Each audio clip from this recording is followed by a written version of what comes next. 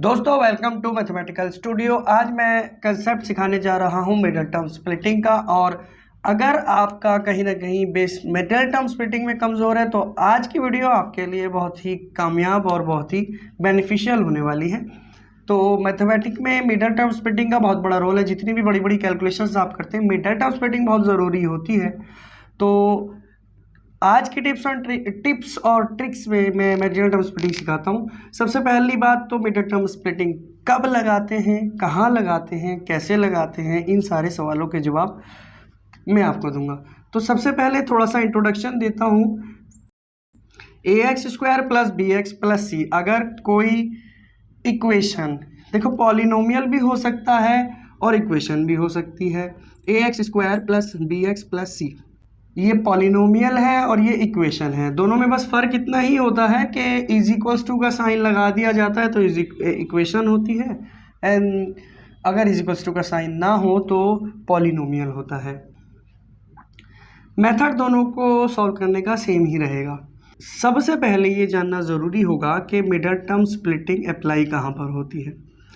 Simply आपको ये समझना है कि ax² + bx + c अगर कोई भी इक्वेशन या पॉलिनोमियल इस फॉर्म में हो तो वहाँ पर हम मिडल टर्म स्प्लिटिंग अप्लाई करेंगे। 2-3 टाइप्स हैं, उन सभी टाइप्स में सेम मेथड अप्लाई होगा।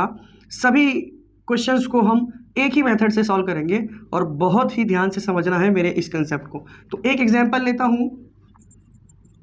2x² + 5x + 3 यानी कि 3 टर्म्स हो, पहली वाली टर्म्स के साथ स्क्वायर हो, दूसरी वाली टर्म के साथ स्क्वायर ना हो लेकिन वेरिएबल हो, और तीसरी टर्म कांस्टेंट टर्म हो। यहाँ पर a x² का कोफिशिएंट है, b x का कोफिशिएंट है और c कांस्टेंट टर्म है। तो करना क्या होगा, आप हमेशा एक मेथड अप्लाई करो, सभी क्वेश्चंस में सेम काम करना होगा।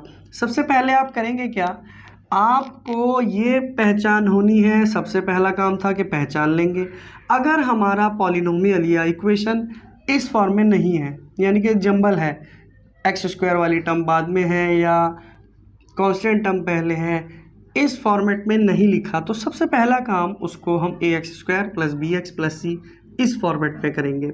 उसके बाद अब हमें करने हैं कुछ छोटे मोटे काम रफ पर, फिर उसको सॉल्व करेंगे। देखिए सबसे पहला काम क्या होगा, यहाँ जो नंबर है वो मल्टीप्लाई होगा इस नंबर के साथ। हमें प्रोडक्ट की ज़रूरत होगी, जो प्रोडक्ट मिलेगा हमें 2 × 3 करके यानी कि 6, और हमें एक वैल्यू की ज़रूरत होगी जो यहाँ पर बीच में लिखी है, ये इस वैल्यू की ज़रूरत है, इसे लिख लिया मैंने वैल्यू। ये रफ वर्क है। अब क्या करना होगा, ध्यान से समझने वाली बात है। सबसे पहला काम, ये जो हमारा प्रोडक्ट है यानी कि जो मल्टीप्लाई कर देने के बाद आएगा, उसको हमें प्राइम फैक्टराइजेशन करना होगा। तो 2 × 3 = 6 और 3 × 1 = 3 प्राइम फैक्टर्स हो गए।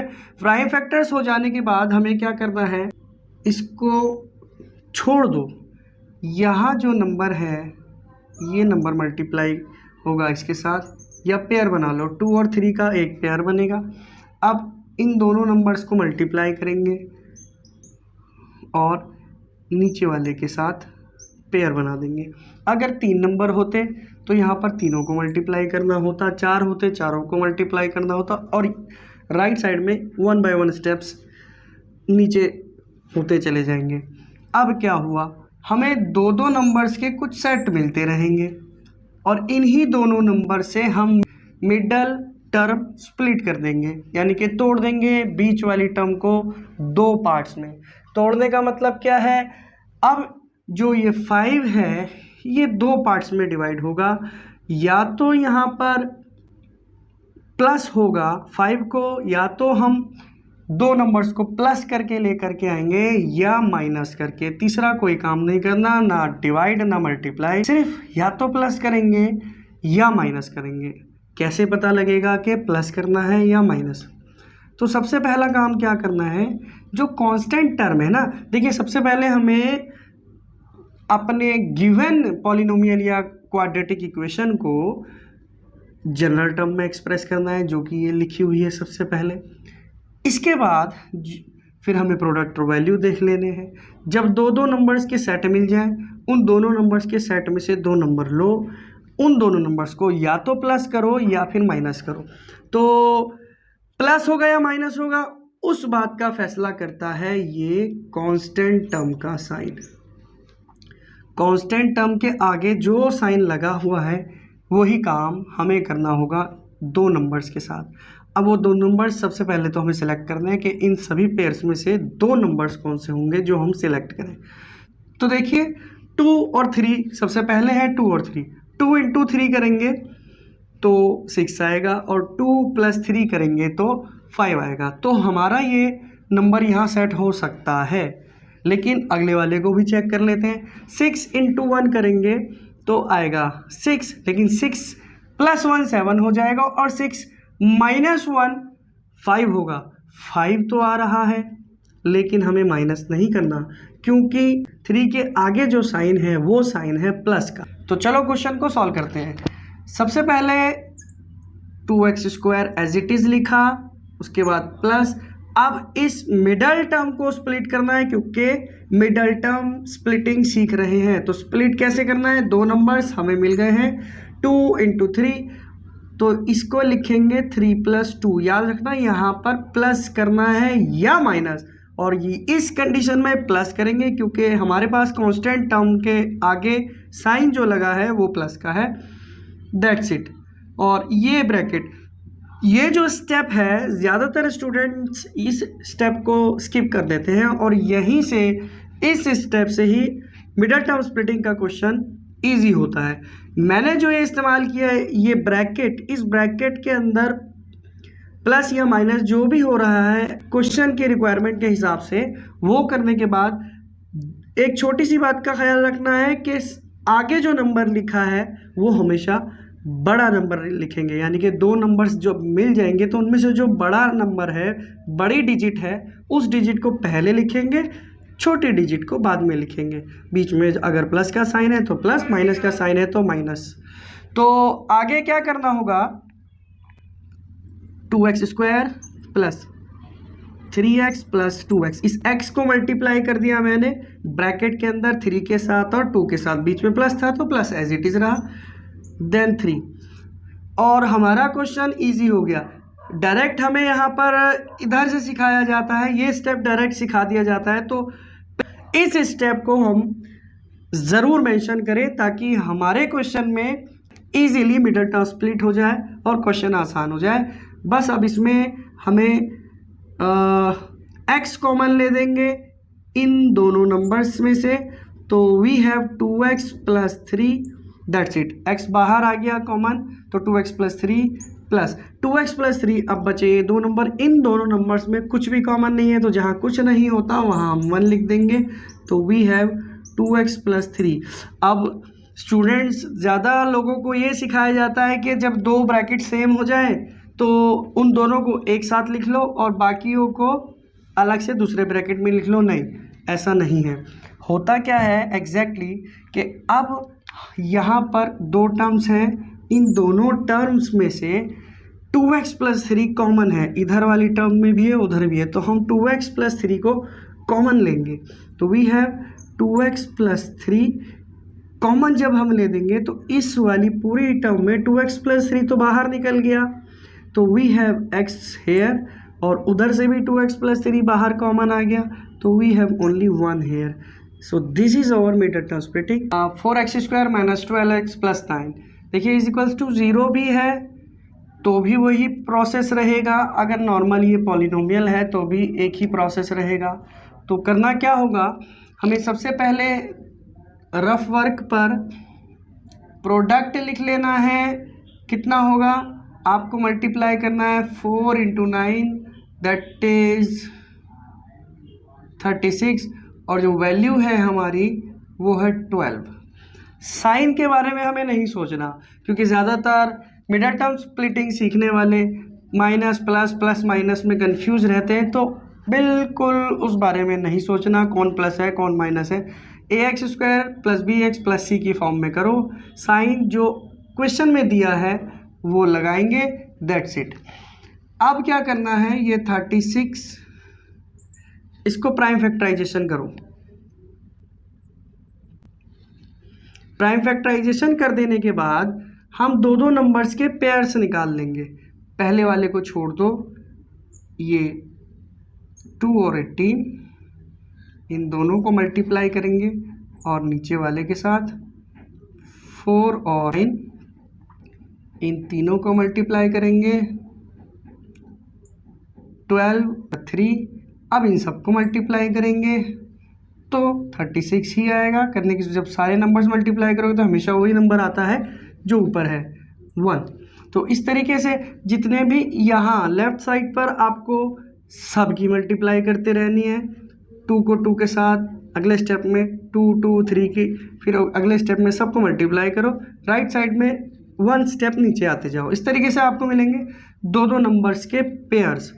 अब क्या होगा, अब आपने करना क्या है, आपने नोटिस करना है कांस्टेंट टर्म के साथ जो साइन है उस साइन को, और दो नंबर्स ऐसे चूज करने हैं जिन्हें मल्टीप्लाई करने के बाद हमें ये प्रोडक्ट वैल्यू मिल जाए, ये प्रोडक्ट मिल जाए, और वो प्लस या माइनस डिसाइड करेगा ये साइन। तो दो नंबर्स प्लस करने के बाद मिलना चाहिए 12। तो ऐसा कोई नंबर यहाँ मौजूद नहीं है। इस कंडीशन में क्या होगा, तो टेंशन लेने की बिल्कुल ज़रूरत नहीं है। ये जितने भी नंबर्स थे इन्हीं में से हमें नंबर निकालने हैं, कहीं एक्स्ट्रा दिमाग लगाने की ज़रूरत नहीं है। देखिए 2 2 जा 4 यहाँ मौजूद है, 2 3, अगर हम इस 2 को इस 3 के साथ मल्टीप्लाई करें तो मिलता है 6,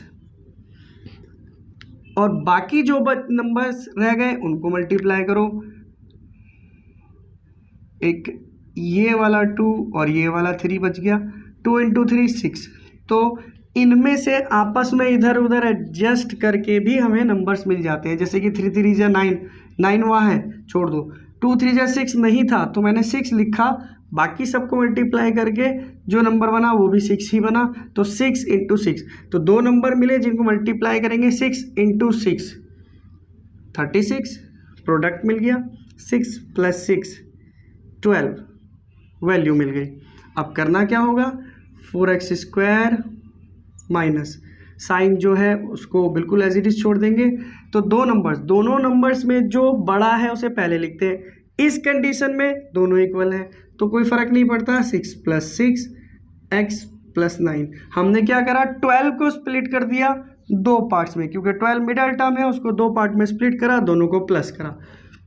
6 + 6 12, तो 4x², ब्रैकेट ओपन कर देंगे। कभी भी ब्रैकेट के बाहर माइनस हो तो पूरे अंदर जब तक जहाँ तक ब्रैकेट है ब्रैकेट ओपन करोगे तो सबके साइन चेंज कर देंगे।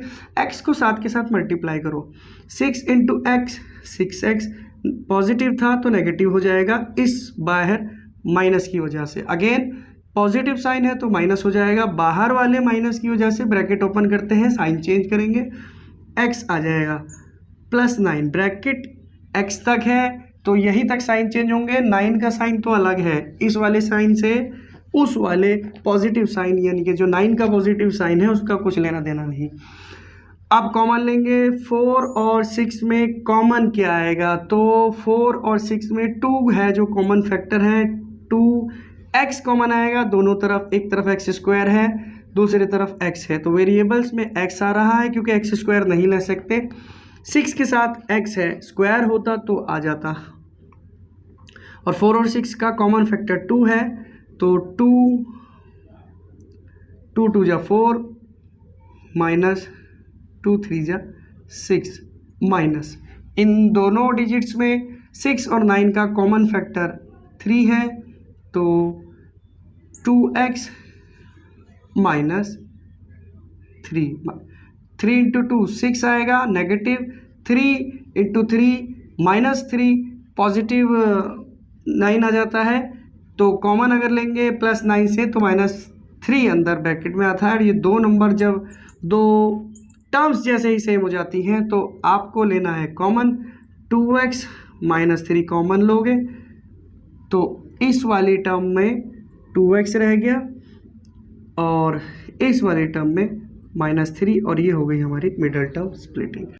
करते हैं एक और एग्जाम्पल, 8x² + 4x - 4। इसमें क्या होगा, तो 8 को 4 से मल्टीप्लाई करेंगे 32 और वैल्यू हमारी है 4। तो हमें प्राइम फैक्टराइजेशन करने होंगे 32 के। अब दो नंबर्स के पेयर उसी मेथड से निकाल देंगे और हमें जो ज़रूरत है वो ले लेंगे। तो आई गेस ये नंबर हमारे लिए बेस्ट है, क्योंकि दो नंबर्स मल्टीप्लाई करने के बाद 32 और दोनों नंबर को इस कंडीशन में माइनस करना होगा, क्योंकि कांस्टेंट नंबर के आगे इस बार माइनस का साइन है।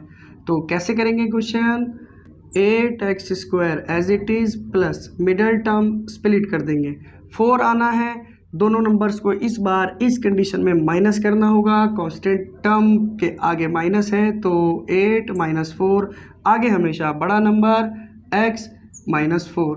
अब ब्रैकेट को ओपन कर देंगे अकॉर्डिंग टू बोटमास, प्लस 8x - 4x - 4, x को दोनों नंबर्स के साथ मल्टीप्लाई करा, इन दोनों नंबर्स में कॉमन आएगा, यहाँ पर कॉमन आ रहा है 8 और x, तो x + 1, 8 कॉमन आया तो यहाँ पर सिर्फ एक x रह गया, क्योंकि x² था और यहाँ सब कुछ बाहर जाता है तो सिर्फ 1 रहेगा। यहाँ -4 कॉमन आएगा, माइनस कॉमन ले देंगे, 4 कॉमन ले देंगे, क्योंकि हमें ब्रैकेट के अंदर प्लस चाहिए, ब्रैकेट के बाहर माइनस होता है तो साइन चेंज हो जाता है।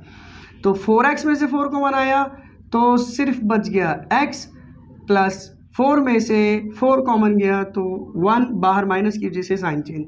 अगेन कॉमन लेना होगा 8, ब्रैकेट x + 1 में x + 1 कॉमन आएगा, क्योंकि x + 1 दोनों ही टर्म्स में मौजूद है। इस पूरे टर्म में से अगर x + 1 कॉमन लेते हैं तो सिर्फ 8x रह जाता है, माइनस 4 और x + 1 में से x + 1 कॉमन लिया तो 4 रह जाता है। ये हो जाता है मिडल टर्म स्प्लिटिंग। तो इस तरह के क्वेश्चंस आप करिए, प्रैक्टिस कीजिए, बहुत सारे क्वेश्चंस इजीली आप इस मेथड से सॉल्व कीजिए और मैं बनाता रहूँगा इस तरह की बहुत सारी वीडियोस आपके लिए। देखते रहिए, बने रहिए, मेरे चैनल के साथ सब्सक्राइब कीजिए और don't forget to press bell icon. Bye bye.